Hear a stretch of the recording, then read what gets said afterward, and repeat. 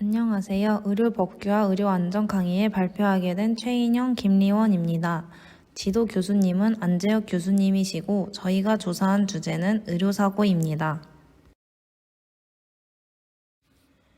목차로 첫 번째는 의료사고와 의료과실에 대한 개념과 현재 의료과실에 의한 의료사고 현황에 대하여 이루어져 있고, 두 번째는 의료과실에 의한 의료사고 사례 4가지를 보여줄 것이며, 세 번째는 의료과실에 의한 의료사고의 발생 원인과 해결 방안을 제시한 뒤 마지막으로 의료사고와 관련된 문제로 총 4개의 목차로 만들었습니다.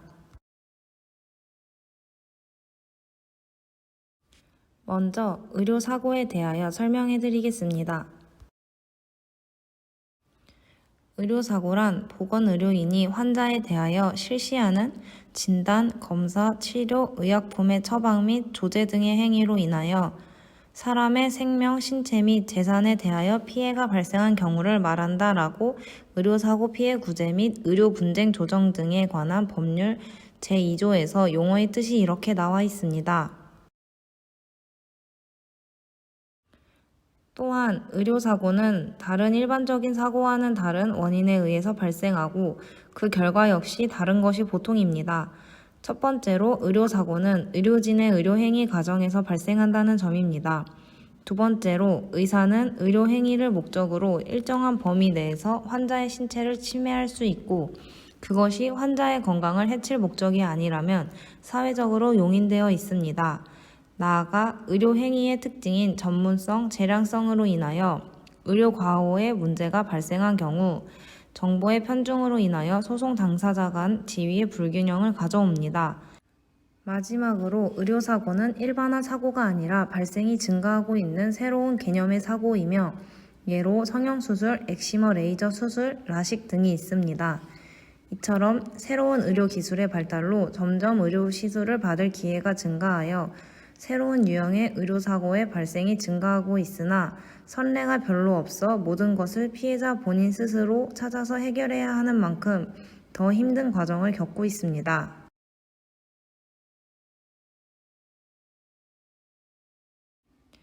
의료과실은 의사가 의료를 행할 때 업무상 주의 의무를 소홀히 함으로써 환자에 대한 권리를 침해하고 손해를 주는 것을 말합니다. 이와 같은 과실은 형법상의 책임, 민사상의 책임, 행정상의 책임의 대상이 됩니다.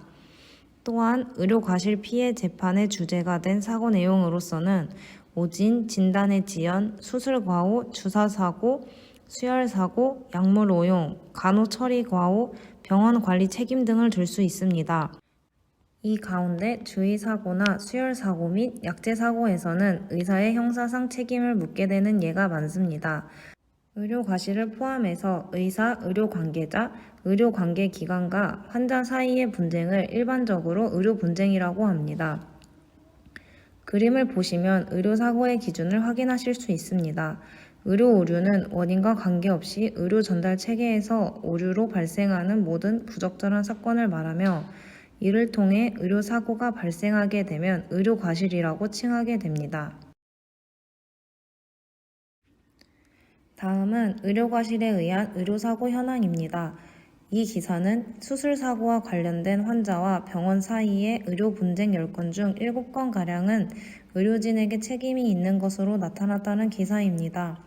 또한 의료진의 잘못으로 발생한 수술사고 때문에 추가로 발생한 진료비와 입원비는 환자들이 모두 부담하는 불합리한 상황이 지속되고 있다는 사실을 알려주고 있습니다. 여기 이 한국소비자원의 그래프를 보면 2011년부터 2013년 8월까지 소비자분쟁조정위원회에서 조정 결정한 수술사고 관련 의료 분쟁 총 328건을 분석한 결과 의료진의 과실이 인정돼 배상, 환급이 결정된 사건은 222건이라고 밝혔습니다. 수술사고의 원인은 의사의 수술 잘못이 38.7%로 가장 많았고 수술 설명 미흡이 12.5%, 수술 후 관리 문제가 11.6% 등 뒤를 이었습니다.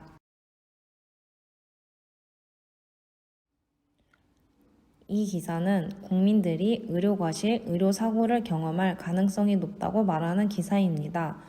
대한의사협회 의료정책연구소가 고려대 환경의학연구소에 의뢰해 성인 3,317명을 대상으로 설문조사를 실시한 결과 우리나라 병원에서 치료 또는 수술을 할 때 의사나 의료진 때문에 환자가 심각한 의료과실을 겪을 가능성에 대한 의견의 응답자 51.3%가 가능성이 상당히 높다고 응답했습니다.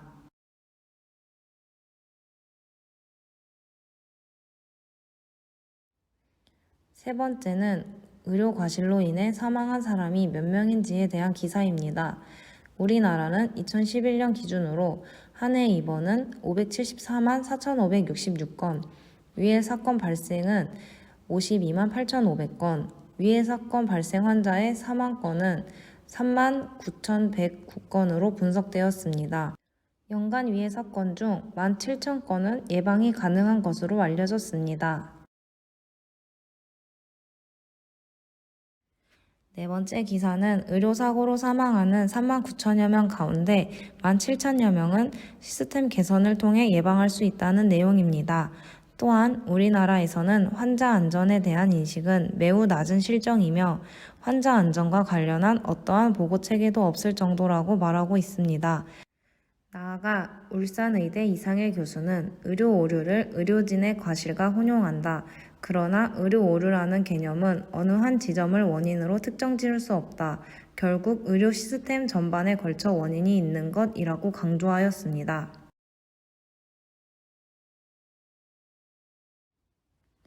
마지막 기사는 2014년 의료사고 분쟁 건수 827건에서 2018년 1589건으로 약 2배가 증가하였다는 내용입니다. 2019년의 의료사고 사례들을 보면 의료진이 오진하여 접수된 사건들이 많다는 것을 알 수 있습니다.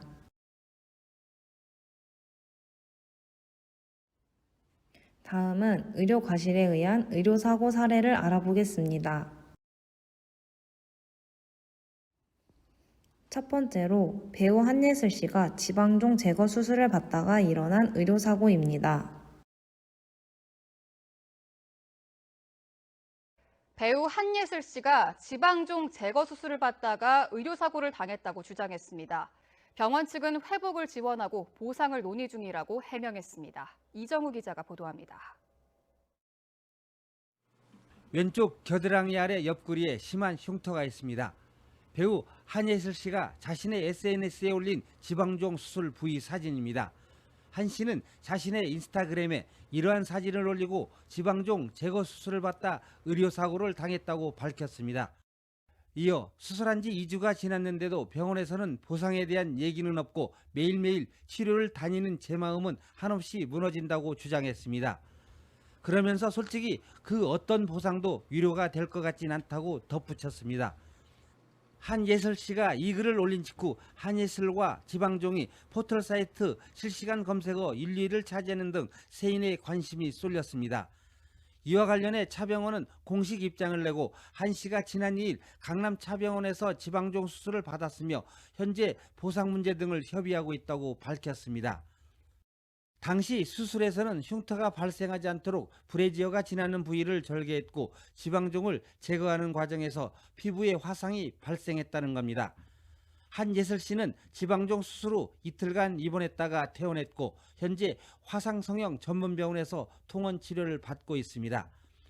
차 병원 측은 환자의 상처가 치료된 뒤 남은 피해 정도에 따라 보상할 것을 제안하고 소속사에도 이러한 내용을 전달했다면서 환자의 원상 회복을 지원하고 보상 방안도 논의 중이라고 말했습니다.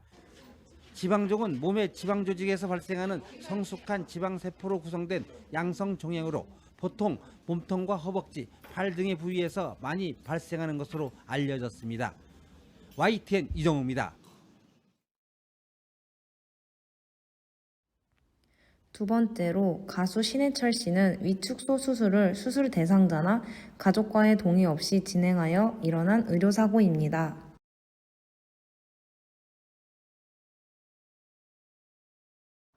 신 씨에 대한 부검 결과 이미 알려진 소장 외에도 심낭에서 천공이 추가로 발견되면서 의료 과실 가능성이 커지고 있는데요.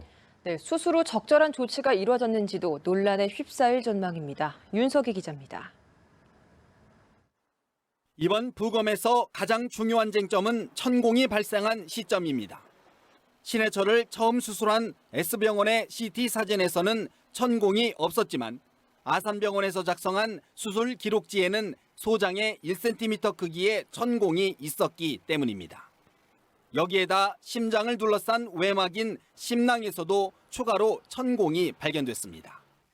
수술 부위와 인접되어 발생하였고 부검 소견상 심낭 내에 깨와 같은 음식 이물질이 발견되는 등의 이유로 해서 의인성 손상의 가능성이 우선 고려돼야 할 것으로 판단합니다. 소장의 천공은 이미 절제 후 봉합된 상태여서 확인하지 못했지만 이 역시 의인성, 즉 인위적으로 유발된 손상으로 추정했습니다. 1차 부검 소견만 볼 때 일단 의료과실 가능성이 커진 셈입니다. S병원 측이 장협착 수술 후 이튿날 바로 신해철을 퇴원시키고 퇴원 후 수차례의 통증 호소에도 제대로 조치하지 못했던 점도 논란이 될 것으로 보입니다. 수술 후 열을 동반한 통증이 있으면 세균 감염 가능성을 먼저 의심했어야 했다는 겁니다. S병원 측의 거짓 해명도 논란에 휩싸일 것으로 보입니다. 국가수는 부검 결과 위 용적을 줄이는 수술, 즉 위축소 수술을 한 흔적이 보인다고 밝혔습니다. 앞서 유족 측은 환자와 상의 없는 위축소 수술이 있었다는 의혹을 제기했지만 S병원 측은 시행한 적이 없다고 강하게 부인한 바 있습니다. 뉴스와이 윤석입니다. 세 번째는 MRI 장비에 산소통이 빨려 들어가면서 60대 환자가 숨진 사고입니다. MRI 장비에 산소통이 빨려 들어가면서 60대 환자가 숨졌습니다. MRI실 안에 산소 공급 장치가 있었는데도 이 산소통을 들고 들어간 이유에 대해 경찰이 집중 수사하고 있습니다. 최한솔 기자가 취재했습니다. 지난 14일 김해의 한 병원입니다. 자기 공명 영상 촬영 장치인 MRI에 산소통과 이를 실은 수레가 끼었습니다. 순간적으로 강한 자기장이 발생하면서 2m 거리에 있던 10kg 무게의 산소통과 이 산소통을 실은 수레까지 그대로 빨아들인 것입니다. 당시 MRI 기계 안에는 입원 환자인 60대 A씨가 있었는데 머리 등을 심하게 다치면서 숨졌습니다. 의료계 관계자들은 매우 이례적인 사고라고 지적했습니다. 강한 자력이 발생하는 곳이라 금속 물질은 반입을 막고 산소 공급 장치도 촬영실에 이미 설치돼 있다는 설명입니다. 이 사고가 난 병원은 산소 공급 장치에 문제가 있어 산소통을 들인 것으로 알고 있지만 자세한 이야기는 피했습니다. 그래서 그 부분은 민감한 상황이어서 부분과 관련된 말씀을 드리기가 좀 그래요. 그러면서 A씨의 유족과는 협의를 진행하고 있다고 밝혔습니다. 이 갑작스런 사고를 당한 유족들은 경찰 조사를 기다린 뒤 장례 일정을 진행하겠다고 전했습니다. 한편 경찰은 부검을 진행했고 이 결과 등을 바탕으로 이 병원 측의 과실 여부에 대해 정식 수사 여부를 결정할 예정입니다. KNN 최한솔입니다. 네 번째는 서울의 한 산부인과에서 영양제 주사를 맞으러 온 임산부를 다른 환자와 착각해 낙태 수술을 한 사고입니다. 서울의 한 산부인과 전문병원이 영양제 주사를 맞으러 온 임신부를 다른 환자와 착각하고 낙태 수술을 했습니다. 간호사, 의사 모두 간단한 신원 확인을 하지 않아서 돌이킬 수 없는 일이 벌어진 겁니다. 이후 의료진은 어떻게 됐는지 양혜빈 기자가 취재했습니다. 서울 강서구의 한 대형 산부인과. 지난달 7일 남편과 이 병원을 찾은 베트남 이주 여성 A씨는 임신 6주를 진단받았습니다. 처방받은 영양제 주사를 맞으러 분만실에 올라간 A씨. 하지만 간호사는 신원 확인 없이 A씨에게 마취제를 주사했고 의사도 별다른 확인 없이 낙태 수술을 집도했습니다. 임신 중 사망한 태아를 자궁에서 빼내야 하는 이른바 계류유기산 환자로 의료진이 잘못한 겁니다. A씨는 하혈이 계속되자 다음 날 병원을 다시 찾았고 자신이 엉뚱하게 낙태 수술을 당한 것을 알았습니다. A씨는 경찰에 의료진을 신고했습니다.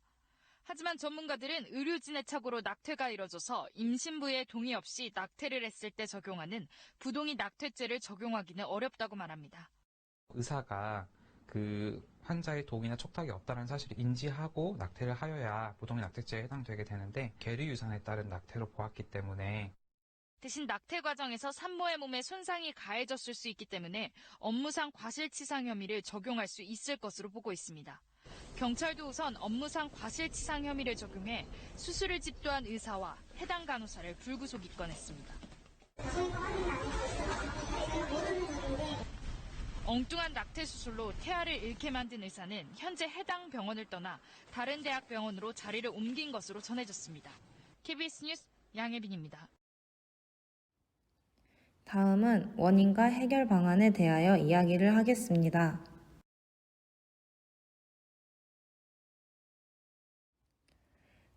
의료과실의 발생 원인으로 인력 부족이 있습니다. 2009년 대한간호협회가 내놓은 자료를 보면 전국 병원 10곳 가운데 8곳은 정부 기준에 못 미치는 간호 인력을 갖추고 있습니다. 병원 규모별로 살펴보면 전국 266개 종합병원 가운데 3.5 병상 기준 최소 1명의 간호사가 있어야 하는 조건을 갖춘 곳은 25.9%에 불과했습니다. 간호사들이 흔히 3교대로 근무하는 점을 고려하면 병상 1개당 1명 이상의 간호 인력이 갖춰져야 3.5 병상마다 간호사 1명이 24시간 상주할 수 있는데 우리나라에서는 그런 대형 병원을 찾기 쉽지 않았습니다. 두 번째로 열악한 근로 환경이 있습니다.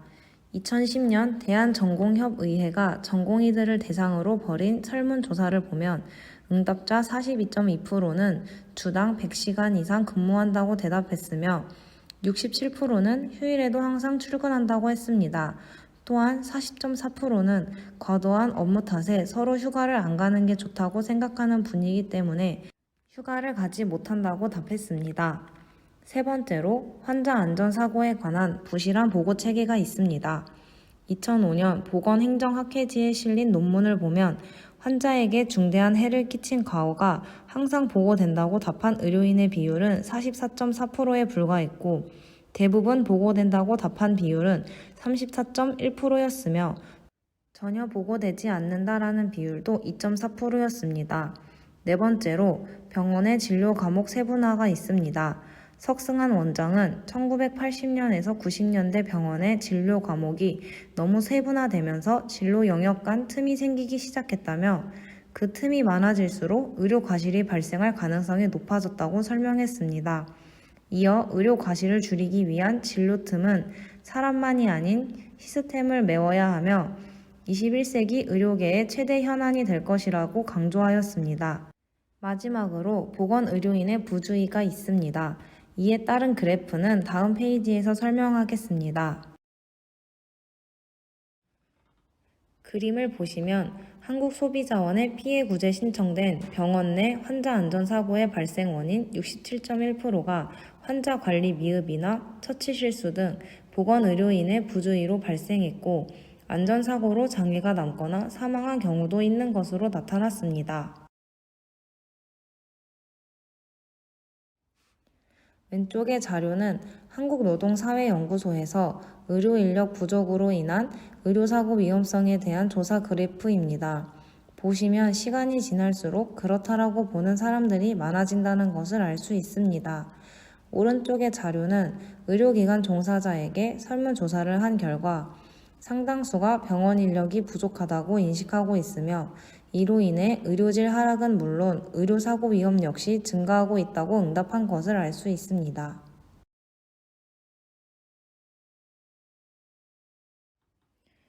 이런 의료 과실의 해결 방안으로 첫 번째, 환자 안전과 관련된 데이터 산출 및 보고 체계를 구축해야 합니다. 두 번째로 정부의 관심과 적극적인 개입이 필요합니다. 세 번째로 환자 안전 문제의 발생 규모 및 심각성에 대한 현황 파악이 필요하고 마지막으로 의료 오류를 공유하고 방지할 수 있는 보고 체계가 마련되어야 합니다.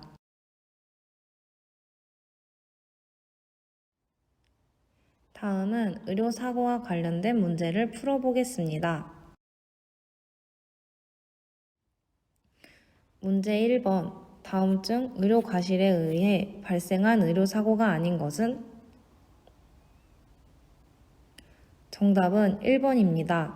환자는 의료인의 진료 행위에 협조해야 할 의무가 있습니다. 의사가 금지한 행동을 하다가 악화되면 의료인의 책임은 줄어들거나 아예 없을 수도 있습니다.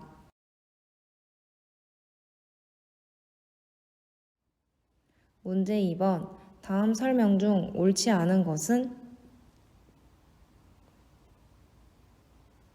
정답은 3번. 모든 의료 오류는 의료사고를 발생시키지 않을 수도 있습니다. 그것을 잠재적 오류라고 합니다.